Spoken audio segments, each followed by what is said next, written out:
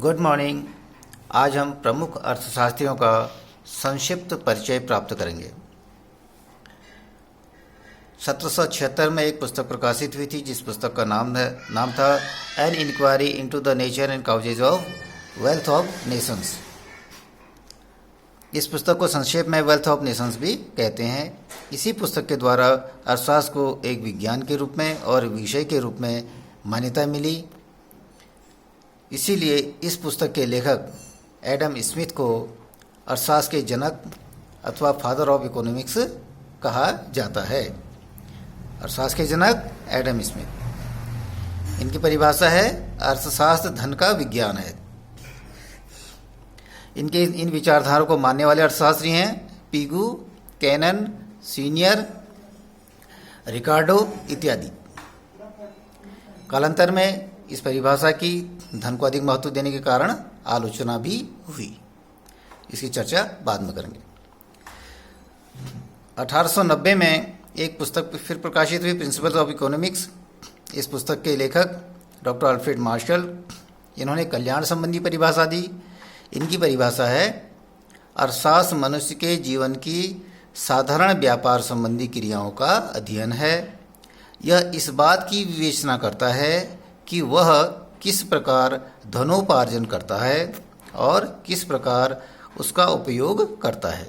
इस प्रकार यह एक ओर धन का अध्ययन है और दूसरी ओर जो अधिक महत्वपूर्ण है मनुष्य के अध्ययन का एक भाग है। इस प्रकार इस पुस्तक में अल्फ्रेड मार्शल ने धन को कम महत्व दिया और मनुष्य को अधिक महत्व दिया, अर्थात धन को गौण और मनुष्य को प्रमुख स्थान दिया और मानव कल्याण की बातें इसमें कही गई। इसीलिए इसे कल्याण संबंधी परिभाषा कहते हैं।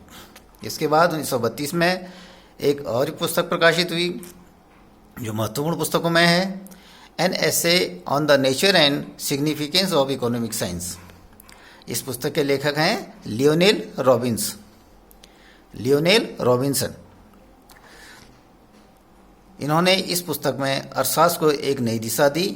इनकी परिभाषा दुर्लभता संबंधी परिभाषा कहलाई जाती है। इनकी परिभाषा है अर्थशास्त्र वह विज्ञान है जिसमें साध्यों तथा सीमित और वैकल्पिक प्रयोग वाले साधनों से संबंधित मानव व्यवहार का अध्ययन किया जाता है।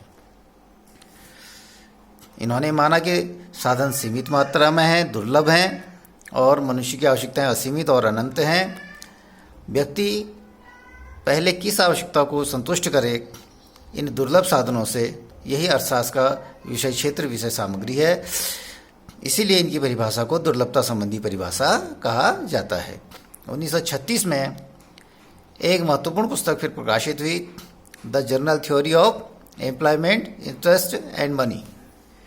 इस पुस्तक के लेखक जॉन मेनार्ड कीन्स।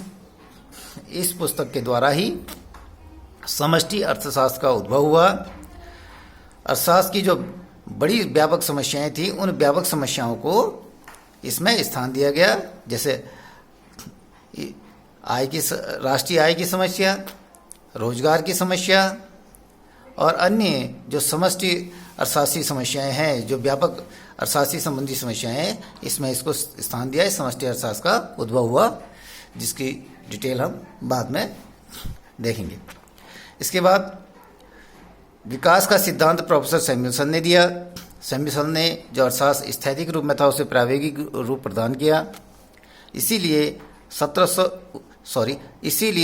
1990 में इन्हें अर्थशास्त्र का नोबेल पुरस्कार प्राप्त हुआ।